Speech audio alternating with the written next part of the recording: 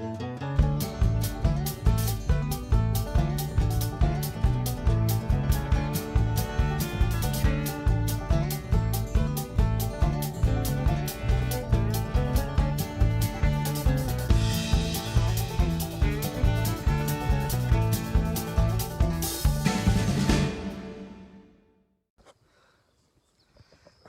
I'm Meredith, and here's my co-host Apollo and special guest Maverick. And this is Have Horse Will Travel, a podcast. If you are listening instead of watching, you can find us on YouTube as well to get the video. And if you are on YouTube instead of just listening as a more standard podcast, then you can find anywhere that you can stream podcasts and take it with you on the go as an audio podcast, audio only podcast. And so here we are again, another beautiful spring day, and we are hanging out in Apollo's pasture, and Apollo just got his spring vaccinations. Apollo, tell your fans what you thought about that. Yeah, sniff that camera. You didn't like that at all, did you? Nope. Look at those ears. Just kidding. He was fine. He got his flu vaccine, and it's called flu rhino for horses. It's for influenza and something that starts with the word rhino. I forget now the name. I used to know those things because I have a degree where I had to know those things. But that was a long time ago, so I don't remember the rest of the word. And he also got another shot. He got 2 shots today. One in the left side of his neck and one in the right side of his neck. The other shot was for Eastern encephalitis, Western encephalitis, West Nile virus, and tetanus. And so it's called a 3-way plus tetanus. And so he is all vaccinated until fall. Just a little background if you're not familiar with vaccinating horses. Horses tend to get vaccinated twice a year. That's the recommended, is to get a spring dose and a fall dose of their vaccines. And Maverick is way more interested in this camera than Apollo, so let's turn around here. Maverick can be our special guest. Maverick did not get his shots today. I don't know when he gets his, but lucky horse got to just hang out here and enjoy the sunshine while Apollo is getting poked. So Apollo gets his spring and fall vaccines, and it's just a booster of all of those things twice a year. And hi, Maverick. Such a good boy. And so that's what we did today. And I thought I would talk about keeping horses healthy on the road as far as like medical things. Now, I'm not a vet. I got my bachelor's in equine science, but that does not make me a veterinarian by any stretch. I mean, I can't even remember what the vaccine called flu rhino stands for. So there you go. I think it's... No, I don't remember. And so this video is not medical advice, blah, blah, blah, blah, blah, all those typical disclaimers, insert here. On the road, I still do... What is on your face, Maverick? Oh, it's nothing. Okay, I thought he had a tick. On the road, we do the spring vaccines and fall vaccines as usual. Depending on where we're traveling, there's different recommendations for what vaccines to give. So I always ask the local vet whenever it's time to do the spring vaccines what is recommended for that area. The bugs are out. And so it varies a little bit. On the East Coast they have something else. Gosh, I don't remember what it's called. He's only had that once, because that dose once, because I guess he had it for his fall vaccine in our last year of traveling, and then since then there's been no need. So, because he's back here now, and we don't have whatever that disease is here in California. So I always ask wherever we're at what the recommended vaccines are for that area, and I do all the usuals, all the standard dose of whatever it is that is recommended by that vet in that area. While we're traveling, I also get him the strangles vaccine. So strangles is a very serious and very contagious disease where their neck swells up and they have all sorts of breathing problems, and it's since it's very contagious and you don't necessarily know your horse has strangles until they've maybe had it for a few days. You know, the symptoms don't start immediately, as with most things. You have to wait a little bit for the symptoms to start up. And so even if I'm staying somewhere with Apollo where all the horses look healthy, they might not be healthy. That's how disease spreads. You can't necessarily quarantine and isolate your horse if you don't realize they need it. And ideally, in the ideal world, anywhere we would stay every night, everywhere, Apollo would be in isolation from the other horses so that if he picked something up on the road, he didn't transmit it. And if one of the horses where we were staying had something, he didn't pick it up. Because like a lot of times when there's a disease outbreak with horses, it happens at shows or clinics or other places where suddenly all these horses that weren't sharing germs are now all together, and then disease can spread. But Apollo was meeting all sorts of horses every night, and who knows where they'd been, what they'd picked up. If they were show horses, maybe they'd pick something up at a show and then we show up and spread it down the road. It was possible. As far as I'm aware, it never happened. I'd never had anyone contact me after we left and say, hey, Apollo brought some germ here. Hopefully, if that happened, I would have been informed so that I could stop spreading anything until, and wait wherever we were at till it cleared up. But that never happened. So I assume we were good and not spreading things. But I don't know for sure, unless someone told me, I couldn't be sure if that was happening.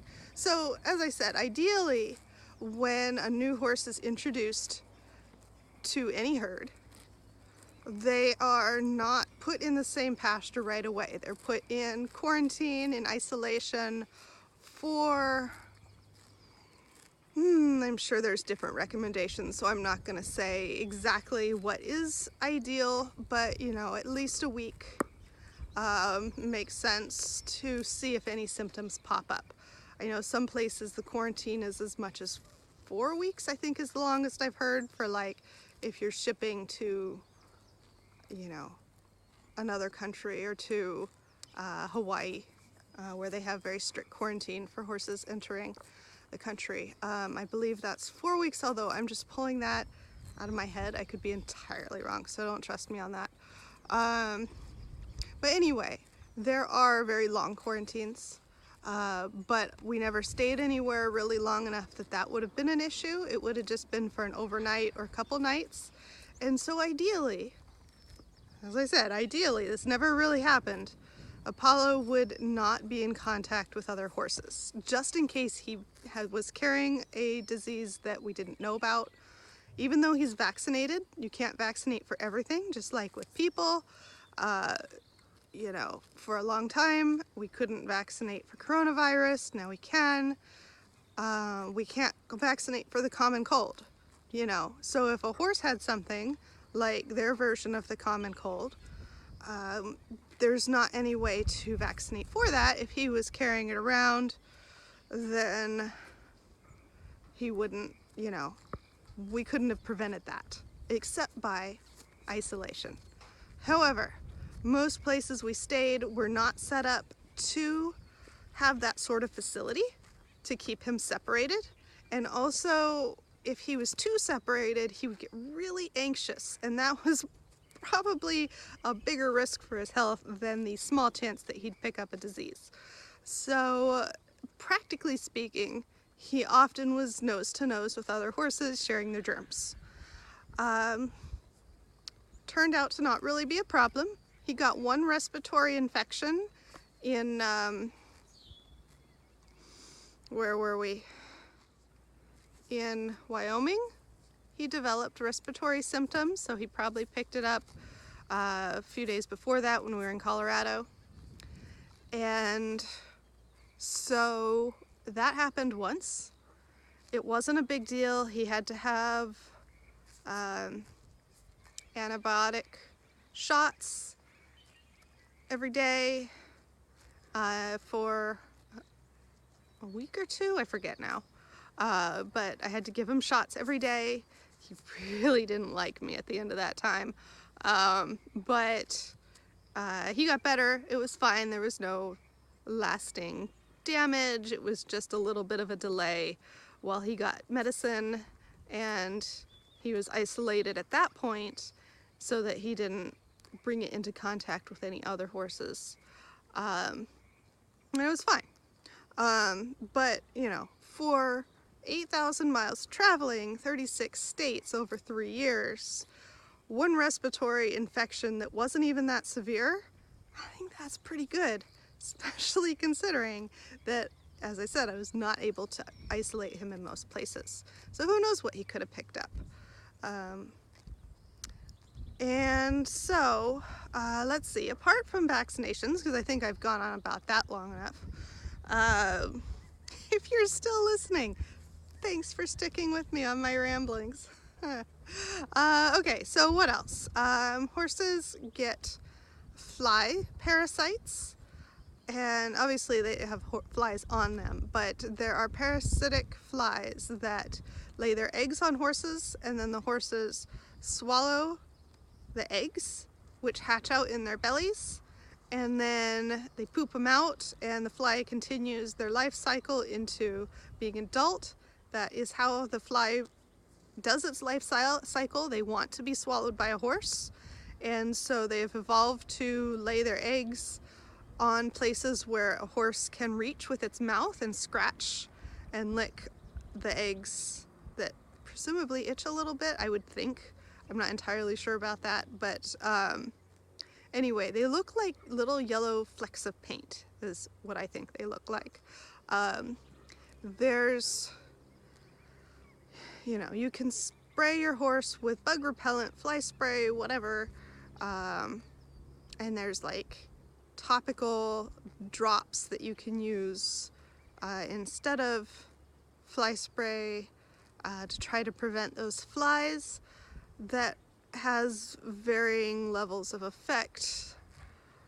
Fly spray wears off pretty quick. Some of them last longer, but you have to spray them all the time. Like, it's just a thing.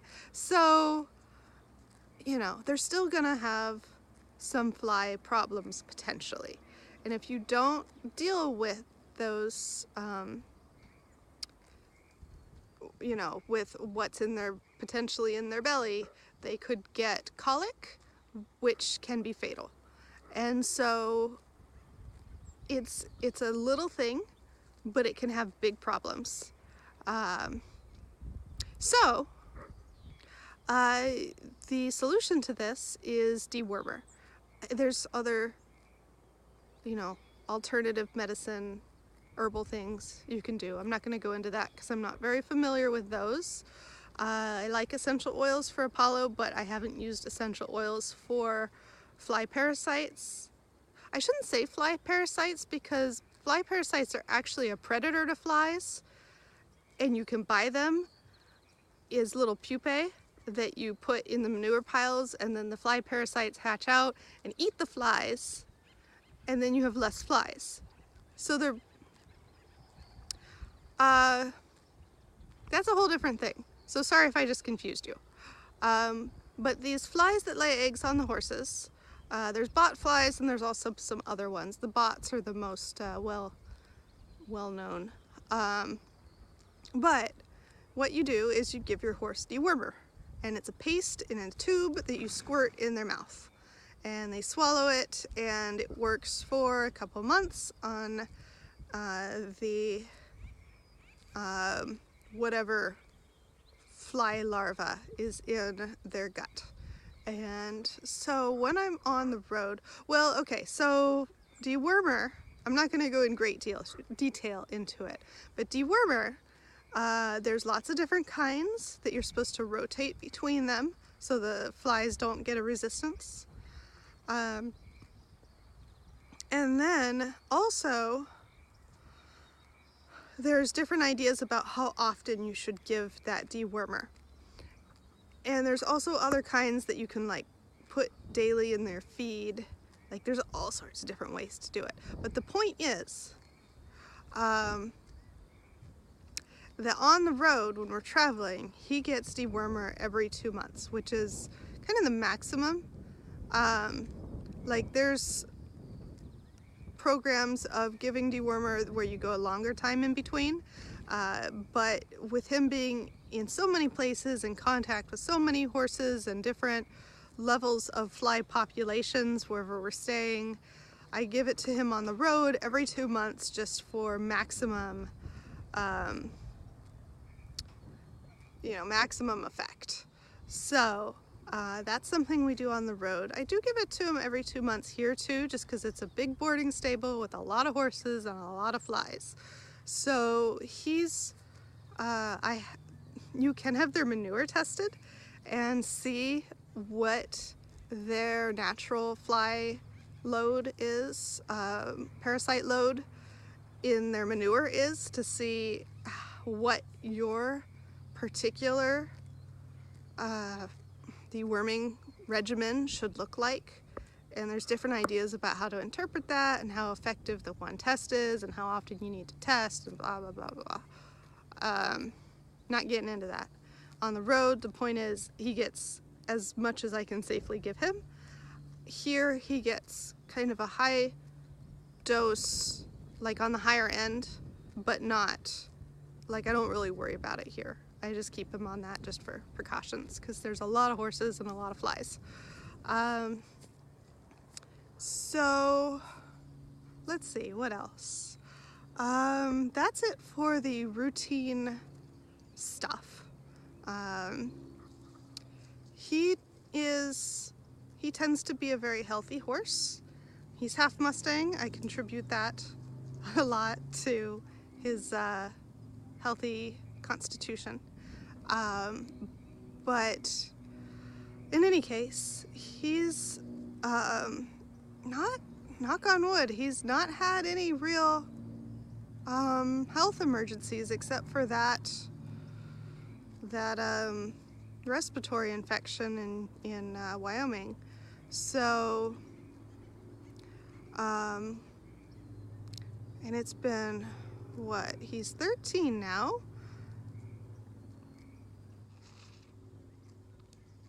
How long let's see, I'm not really sure how long it's been since he first came in my life. I think 8 years? I can't do math on camera. Can't really do math anyway. But, so he's had a really good, really healthy time since he first came here. But on the road, well, anyway, anyone who has horses would tell you, you have to be on the lookout because horses can hurt themselves, they can get sick real quick and real serious. So on the road, I'm often asked, well, what do you do if you have a vet emergency? And that, except for with the respiratory infection, when I did have to find a vet in a hurry, all of my veterinary needs have been for routine things, for vaccinations, for health checks before crossing a state border for legal reasons. And so at that point, I'm able to look ahead to where there will be a vet more or less on my route and either schedule them to come meet me wherever I'll be staying for a night, or to stop by their clinic if we're riding right past it and I can get an appointment then. And that works really well. That's been a sufficient way to handle that. So as far as emergencies goes, one of the advantages of riding in urban areas and, well, rural areas, but not wilderness, of riding everywhere except for wilderness areas, is that there are vets. In the city there might not be horse vets, but I'm only really in cities for very short, like 1 to 2 days. So most of the time I'm in rural or semi-rural areas and there are vets that are large animal vets. So I can find one if I need one pretty easy.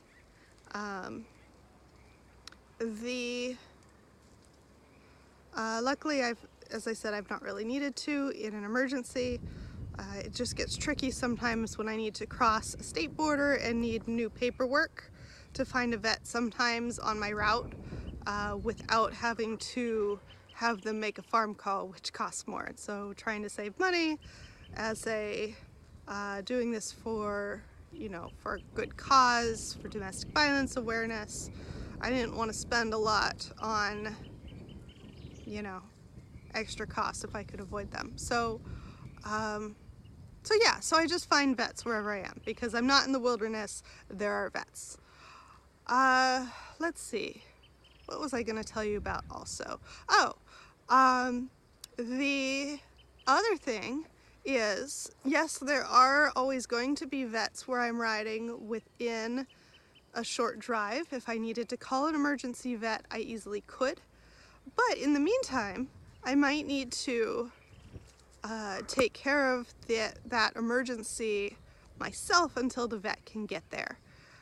Or if it's something that's not vet worthy, it's just a small thing that I can handle, I carry a first aid kit. And in this first aid kit,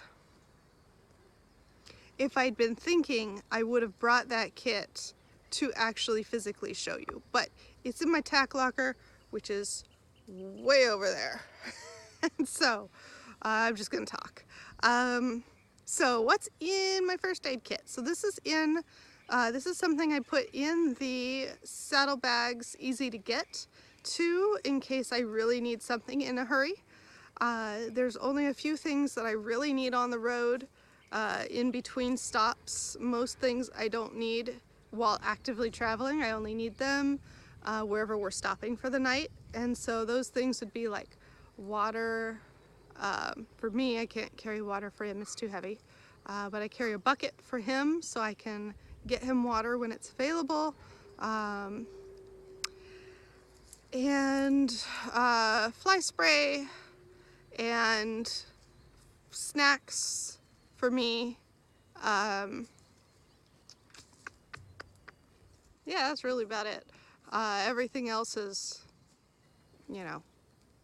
other things that are just for wherever we're at for the night. So daytime travel, don't need much. But I do keep that first aid kit handy in case I need it on the road in a hurry. If it's an emergency and I call a vet, they might not be able to drop everything and come right out. I need to deal with it. So in that first aid kit, I carry Banamine, which is a prescription medicine for horses for if they are colicking, which I mentioned earlier can be fatal. And so I do carry that in case I need to give it to him in a colic situation.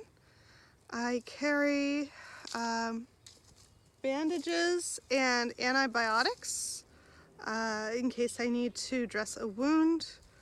I carry, of course, vet wrap to keep the bandages in place. I carry, let's see, a little pair of scissors and a little knife and whatnot for, whatever. You never know when you're going to need those. I've used those for all sorts of things. Tweezers in case I get a splinter. A tick remover for either of us. Oh, I hate ticks. That makes my skin crawl just to even say the word. Ugh. It's tick season here and I'm kind of freaking out a little. Ugh, they're so gross. Let's see. I carry mostly just bandages, really. There's other little things, like there's safety pins and odds and ends, little medical supplies, a little syringe. But that really, I've got a bunch of things in there that I've never ever needed, which is good. I think I've got like some aspirin and I don't even know what, because I never need that stuff. So I've used the bandages. I've got a thermometer for him, not for me.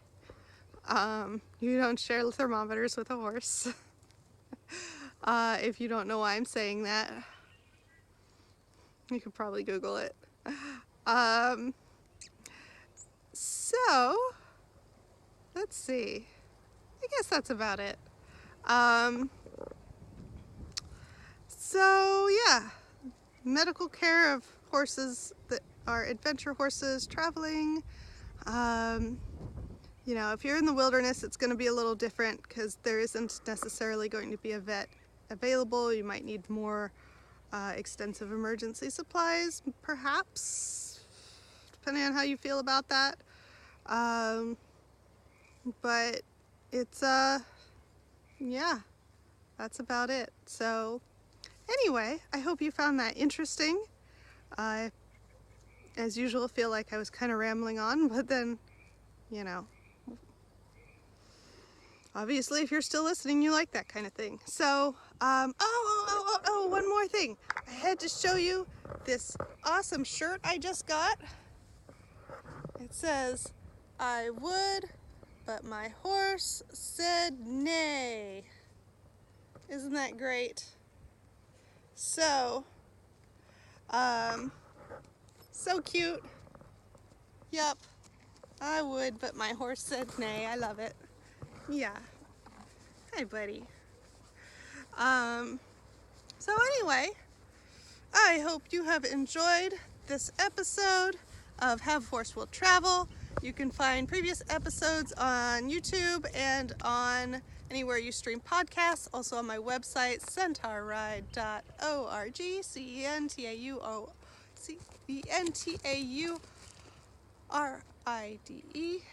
Centaur Ride. I feel like I spelled that wrong. I don't even know my own website anymore, much less how to add. Oh man. Okay, I'm done.